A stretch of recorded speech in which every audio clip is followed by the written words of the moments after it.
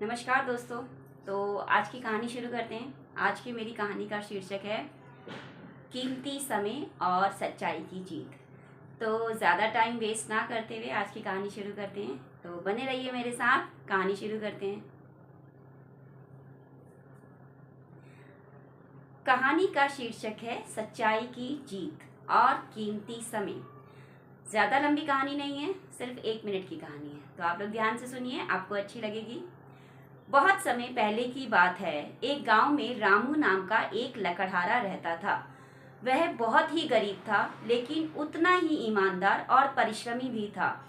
वह रोज जंगल में लकड़ी काटता और उसे बाजार में बेचकर जो थोड़े बहुत पैसे मिलते उससे अपने परिवार का पेट पालता था। एक दिन तेज गर्मी के मौसम में रामू एक नदी के किनारे एक बहुत पुराने पेड़ पर चढ़कर लकड़ी काट रहा था।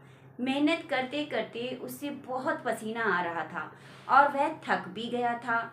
अचानक जब वह कुल्हाड़ी जोर से घुमा रहा था ऐसे करके, तो कुल्हाड़ी उसके हाथों से फिसल गई और सीधे नीचे बहती हुई नदी में जा गिरी।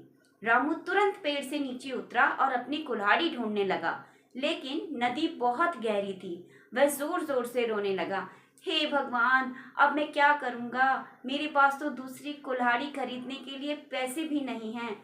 आज मेरा पूरा परिवार भूखा सोएगा। रामू की ईमानदारी और लाचारी देखकर नदी के देवता को उस पर तरस आ गया।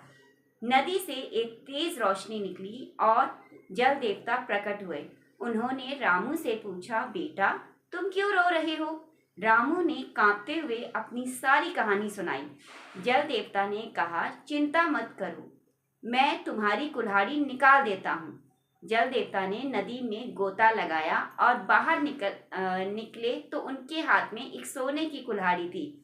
उन्होंने पूछा, क्या ये तुम्हारी कुल्हाड़ी है? रामू ने ईमानदारी से कहा, नहीं प्रभु, ये मेरी कुल्हाड़ी नहीं है।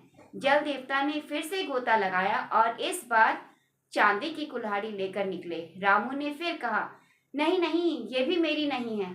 तीसरी बार जल देवता ने गोता लगाया और लोहे की कुल्हाड़ी लेकर निकले। उसे देखते ही रामू खुशी से उछल पड़ा, हाँ प्रभु, हाँ, यही मेरी कुल्हाड़ी है। जल देवता रामू की ईमानदारी से बहुत प्रसन्न हुए। उन्होंने उसे लोहे की कुल्हाड़ी तो दी ही, साथ में सोने और चांदी की कुल्हाड़ी भी इनाम में दे दी।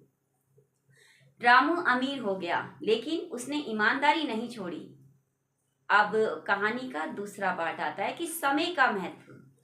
रामू अब बहुत धनवान था, उसके पास पैसा था, लेकिन उसे समझ आ गया था कि पैसा आने के बाद भी समय सबसे कीमती है। उसने मेहनत करना नहीं छोड़ा।